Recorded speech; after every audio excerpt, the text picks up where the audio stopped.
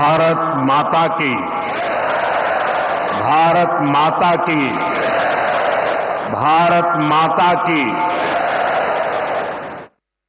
गुढीपाडव्याच्या आणि नवीन वर्षाच्या आपल्या सर्वांना अतिशय मनपूर्वक शुभेच्छा।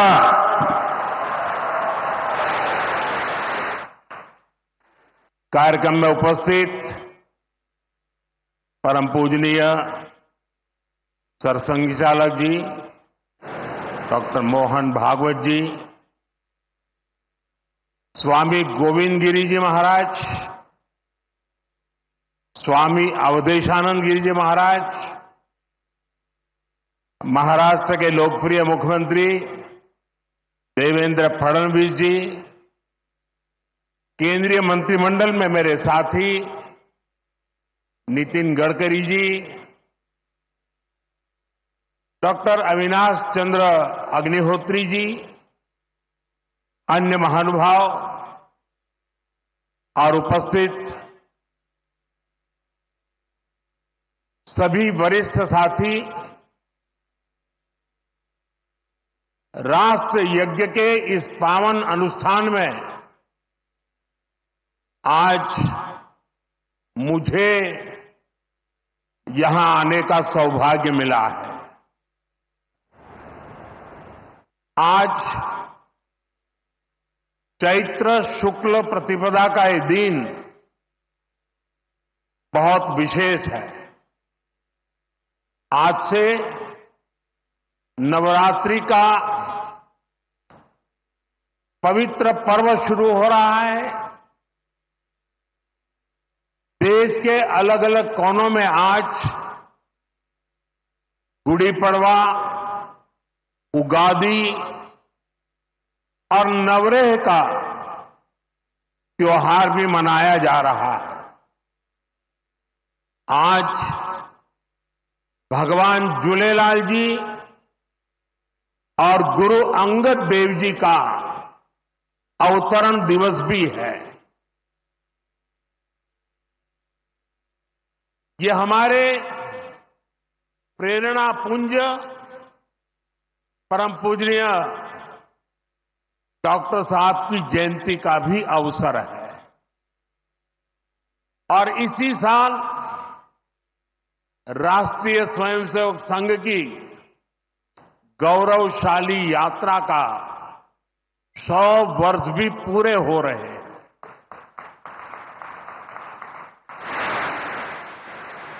आज इस अवसर पर मुझे स्मृति मंदिर जाकर पूज्य डॉक्टर साहब और पूज्य गुरुजी को श्रद्धांजलि अर्पित करने का सौभाग्य मिला। साथियों, इसी कालखंड में हमने हमारे संविधान के 75 वर्ष का उत्सव भी मनाया है। अगले ही महीने संविधान निर्माता बाबा साहब आंबेडकर जी की जयंती भी है। आज मैंने दीक्षा भूमि पर बाबा साहब को नमन किया है, उनका आशीर्वाद लिया है। मैं इन विभूतियों को नमन करते हुए देशवासियों को नवरात्रि और सभी पर्वों की बहुत बहुत बधाई देता हूं। साथियों, संघ सेवा के इस पवित्र तीर्थ नागपुर में आज हम एक पुण्य संकल्प के विस्तार के साक्षी बन रहे हैं। अभी हमने माधव नेत्रालय के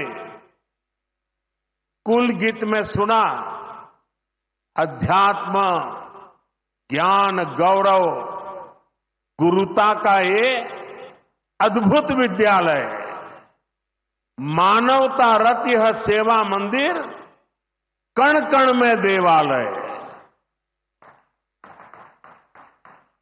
माधव नेत्रालय एक ऐसा संस्थान है जो अनेक दशकों से पूज्य गुरु जी के आदर्शों पर लाखों लोगों की सेवा कर रहा है। लोगों के जीवन में रोशनी लौटी है। आज उसके नए परिसर का शिलान्यास हुआ है। अब इस नए परिसर के बाद इन सेवा कार्यों को और ज्यादा गति मिलेगी। इससे हजारों नए लोगों के जीवन में प्रकाश फैलेगा, उनके जीवन का अंधकार भी दूर होगा। मैं इस सेवा कार्य के लिए माधव नेत्रालय से जुड़े सभी लोगों को उनके कार्य की, उनके सेवा भाव की सराहना करता हूं और मेरी तरफ से अनेक अनेक शुभकामनाएं देता हूं। साथियों, लाल किले से मैंने सबके प्रयास की बात कही थी। आज स्वास्थ्य के क्षेत्र में देश जिस तरह काम कर रहा है, माधव नेत्रालय उन प्रयासों को बढ़ा रहा है। देश के सभी नागरिकों को बेहतर स्वास्थ्य सुविधाएं मिले, यह हमारी प्राथमिकता है। देश में गरीब से गरीब को भी अच्छे से अच्छा इलाज मिले। कोई भी देशवासी जीवन जीने की गरिमा से वंचित न रहे। अपना जीवन देश के लिए दे चुके बुजुर्गों को इलाज की चिंता उनको सताती न रहे, उस परिस्थिति में उनको जीना न पड़े। और ये सरकार की नीति है। और इसलिए आयुष्मान भारत के कारण आज करोड़ों लोगों को मुफ्त इलाज की सुविधा मिल रही है। हजारों जन औषधि केंद्र देश के गरीबों को, मध्यम वर्गीय परिवारों को सस्ती दवाएं दे रहे हैं।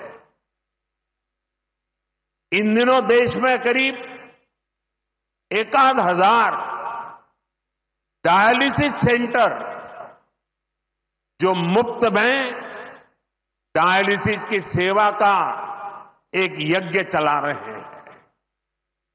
इससे देशवासियों के हजारों करोड़ रुपए बच रहे हैं। उनको स्वास्थ्य लाभ हो रहा है। बीते 10 साल में गांवों में लाखों आयुष्मान आरोग्य मंदिर बने हैं, जहां से लोगों को देश के सर्वश्रेष्ठ डॉक्टरों से टेली मेडिसिन से कंसल्टेशन मिलता है, प्राथमिक इलाज मिलता है और आगे के लिए सहायता होती है। उन्हें रोगों की जांच के लिए सैकड़ों किलोमीटर दूर नहीं जाना पड़ रहा। साथियों, हमने न सिर्फ मेडिकल कॉलेजों की संख्या में 2 गुना वृद्धि की है, लेकिन हमने देश में ऑपरेशनल एम्स की संख्या भी 3 गुना बढ़ाई है। देश में मेडिकल सीट्स भी 2 गुनी हुई है। प्रयास यही है कि आने वाले समय में लोगों की सेवा के लिए ज्यादा से ज्यादा डॉक्टर्स और अच्छे डॉक्टर्स उपलब्ध हो। एक बहुत बड़ा साहसिक निर्णय हमने किया। आजादी के बाद पहली बार हुआ।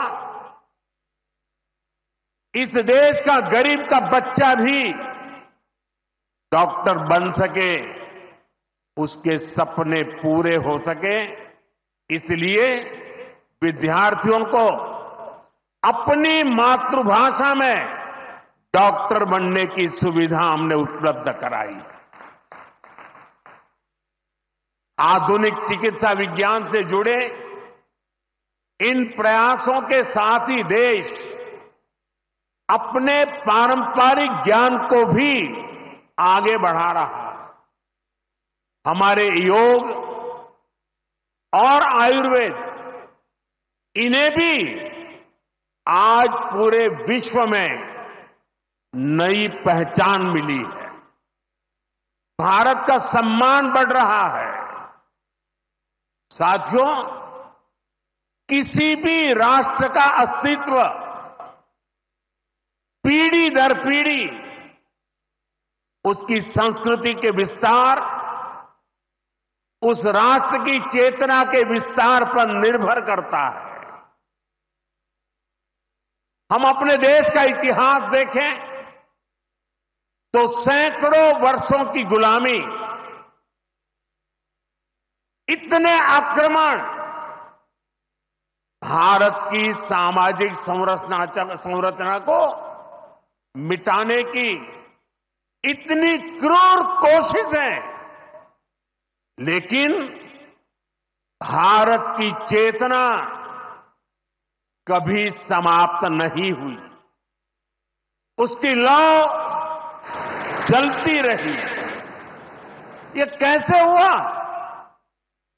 क्योंकि कठिन से कठिन दौर में भी भारत में इस चेतना को जागरूक रखने वाले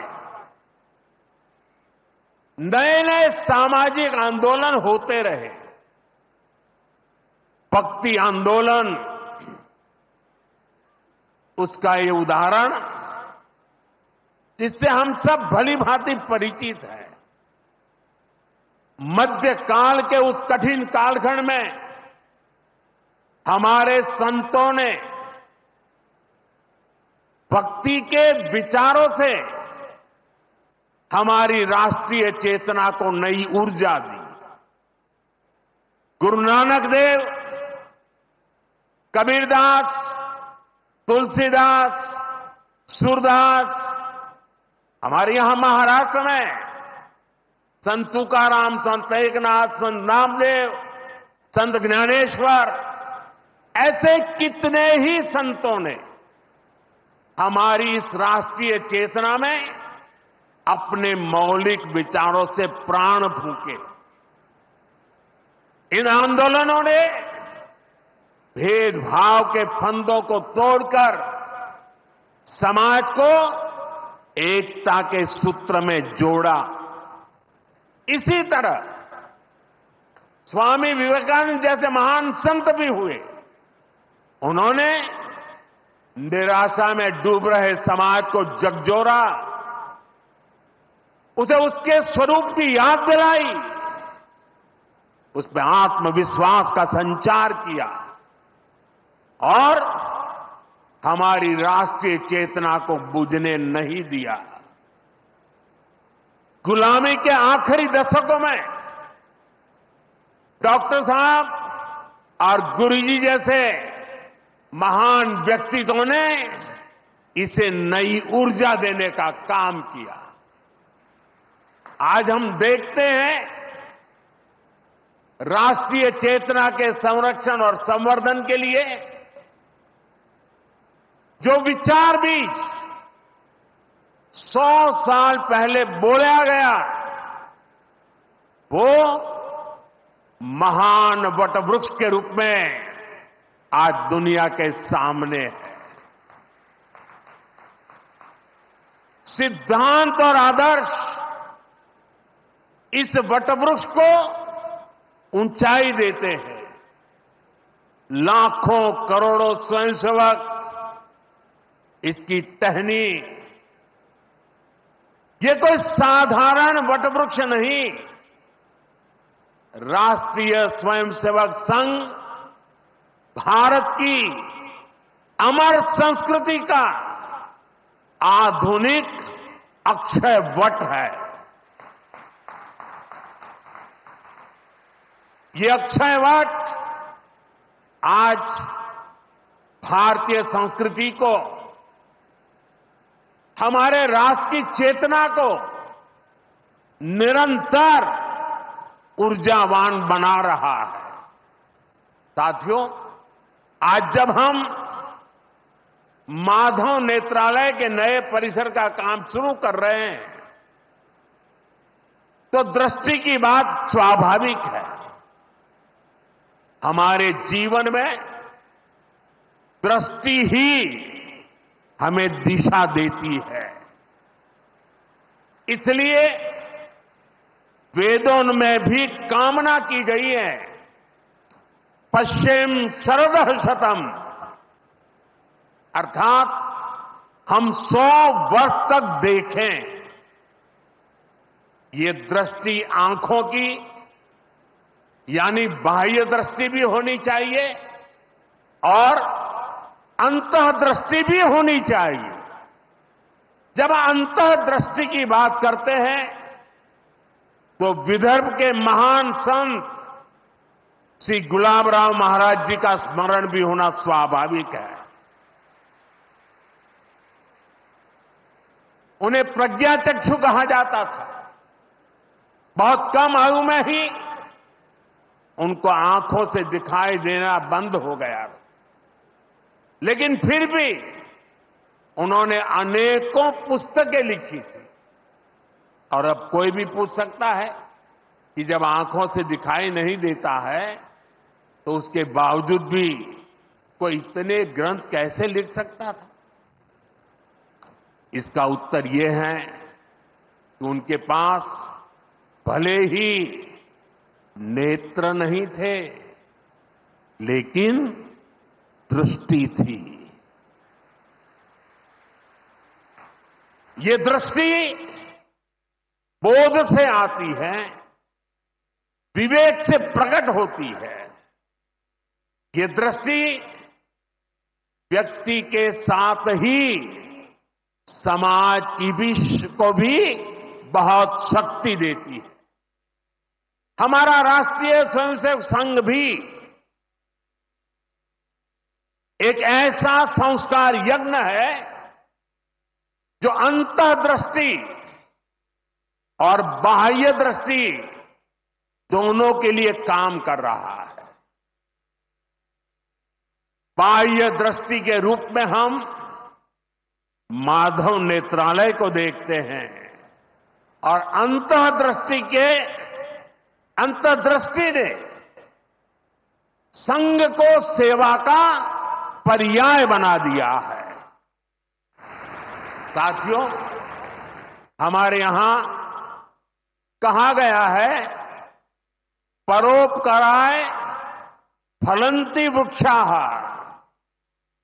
परोपकाराय वहन्ति नद्या, परोपकाराय दुहन्ति गावः, परोपकारार्थमिदं शरीरम। हमारा शरीर परोपकार के लिए ही है, सेवा के लिए ही है। और जब ये सेवा संस्कारों में आ जाती है तो सेवा ही साधना बन जाती है। यही साधना तो हर एक स्वयंसेवक के जीवन की प्राणवायु होती है। ये सेवा संस्कार, ये साधना, ये प्राणवायु पीढ़ी दर पीढ़ी हर स्वयंसेवक को तप तपस्या के लिए प्रेरित कर रही है। ये सेवा साधना हर स्वयंसेवक को निरंतर गतिमान रखती है, उसे कभी थकने नहीं देती, कभी रुकने नहीं देती।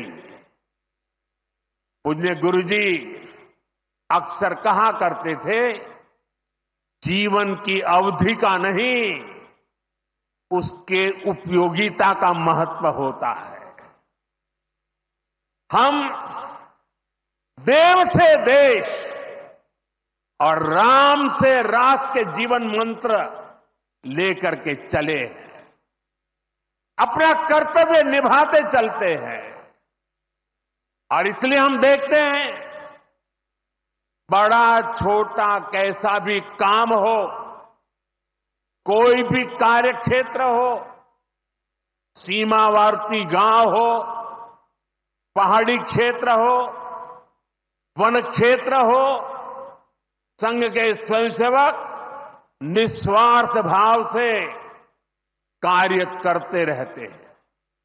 कहीं कोई वनवासी कल्याण आश्रम के कामों को उसको अपना ध्येय बना करके जुटा हुआ है, कहीं कोई एकल विद्यालय के माध्यम से आदिवासी बच्चों को पढ़ा रहा है, कहीं कोई सांस्कृतिक जागरण के मिशन में लगा हुआ है, कहीं कोई सेवा भारती से जुड़कर गरीबों वंचितों की सेवा कर रहा है।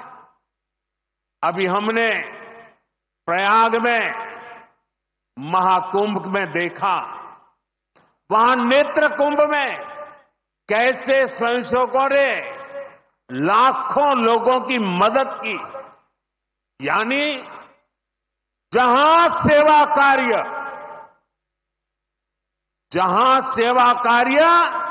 वहां स्वयं सेवक। कहीं कोई आपदा आ जाए, बाढ़ की तबाही हो या भूकंप की विभीषिका हो, स्वयंसेवक एक अनुशासित सिपाही की तरह तुरंत मौके पर पहुंचते हैं। कोई अपनी परेशानी नहीं देखता, अपनी पीड़ा नहीं देखता, बस सेवा भावना से हम काम में जुट जाते हैं। हमारे तो हृदय में बसा है, सेवा है अग्निकुंड समीधा सम हम चले, देह महासागर में सरित रूप हम मिले। साथियों, एक बार एक इंटरव्यू में परमपूज्य गुरुजी से पूछा गया कि वो संघ को सर्वव्यापी क्यों कहते हैं। गुरुजी का उत्तर बहुत ही प्रेरणादायी था। उन्होंने संघ की तुलना प्रकाश से की थी, उजाले से की थी। उन्होंने कहा कि प्रकाश सर्वव्यापी होता है, वो खुद ही अकेले सारे कार्य भले न करे, लेकिन अंधेरे को दूर करके वो दूसरों को कार्य करने का रास्ता दिखा देता है। गुरुजी की ये सीख हमारे लिए जीवन मंत्र है। हमें प्रकाश बनकर अंधेरा दूर करना है, बाधाएं मिटानी है, रास्ता बनाना है। उस भाव को हम जीवन भर सुनते रहें। हर कोई कम अधिक मात्रा में जीने का प्रयास करता रहा। मैं नहीं, तुम, अहम नहीं, वयम, इदम राष्ट्राय, इदम न मम। साथियों, जब प्रयासों के दौरान जब मैं नहीं, हम का ध्यान होता है, जब राष्ट्र प्रथम की भावना सर्वोपरि होती है, जब नीतियों में, निर्णयों में देश के लोगों का हित ही सबसे बड़ा होता है, तो सर्वत्र उसका प्रभाव भी और प्रकाश भी नजर आता है। विकसित भारत के लिए सबसे जरूरी है कि हम उन बेड़ियों को तोड़े जिनमें देश उलझा हुआ था। आज हम देख रहे हैं भारत कैसे गुलामी की मानसिकता को छोड़कर आगे बढ़ रहा है। गुलामी की निशानियों को जिस हीन भावना में 70 वर्षों से डोया जा रहा था, उनकी जगह अब राष्ट्रीय गौरव के नए अध्याय लिखे जा रहे हैं। वो अंग्रेजी कानून जिन्हें भारत के लोगों को नीचा दिखाने के लिए बनाया गया था, देश ने उन्हें बदल दिया है। गुलामी की सोच से बनी दंड संहिता की जगह अब भारतीय न्याय संहिता लागू हुई है। हमारे लोकतंत्र के प्रांगण में अब राजपथ नहीं, कर्तव्य पथ है। हमारी नौसेना के ध्वज में भी गुलामी का चिन्ह छपा हुआ था, उसकी जगह अब नौसेना के ध्वज पर छत्रपति शिवाजी महाराज का प्रतीक लहरा रहा है। अंडमान के द्वीप जहां वीर सावरकर ने राष्ट्र के लिए यातनाएं सही, जहां नेताजी सुभाष बाबू ने आजादी का बिगुल फूंका, उन द्वीपों के नाम भी अब आजादी के नायकों की याद में रखे गए हैं। साथियों, वसुधैव कुटुंबकम का हमारा मंत्र आज विश्व के कोने कोने में पहुंच रहा है और दुनिया इसे हमारे कार्यों में भी देख रही है, महसूस कर रही है। जब कोविड जैसी महामारी आती है तो भारत विश्व को परिवार मानकर वैक्सीन उपलब्ध करवाता है। दुनिया में कहीं भी प्राकृतिक आपदा हो, भारत पूरे मनोयोग से सेवा के लिए खड़ा होता है। अभी आपने कल ही देखा है, म्यांमार में इतना बड़ा भूकंप आया है। भारत ऑपरेशन ब्रह्मा के तहत वहां के लोगों की मदद के लिए सबसे पहले पहुंच गया है। जब तुर्की में भूकंप आया, जब नेपाल में भूकंप आया, जब मालदीव्स में पानी का संकट आया, भारत ने मदद करने में घड़ी भर की भी देर नहीं की। युद्ध जैसे हालातों में हम दूसरे देशों से नागरिकों को भी सुरक्षित निकाल करके लाते हैं। दुनिया देख रही है, भारत आज जब प्रगति कर रहा है तो पूरे ग्लोबल साउथ की आवाज भी बन रहा है। विश्व बंधु की ये भावना हमारे ही संस्कारों का विस्तार है। साथियों, आज भारत की सबसे बड़ी पूंजी हमारा युवा है और हम देखते हैं आज भारत का युवा कितने कॉन्फिडेंस से भरा हुआ, उसकी रिस्क टेकिंग कैपेसिटी पहले के मुकाबले कई गुना बढ़ गई है। वो नए नए इनोवेशन कर रहा है, स्टार्टअप्स की दुनिया में अपना परचम लहरा रहा है और सबसे बड़ी बात, आज के भारत का युवा अपनी विरासत पर गर्व करते हुए अपनी संस्कृति पर गर्व करते हुए चल रहा है।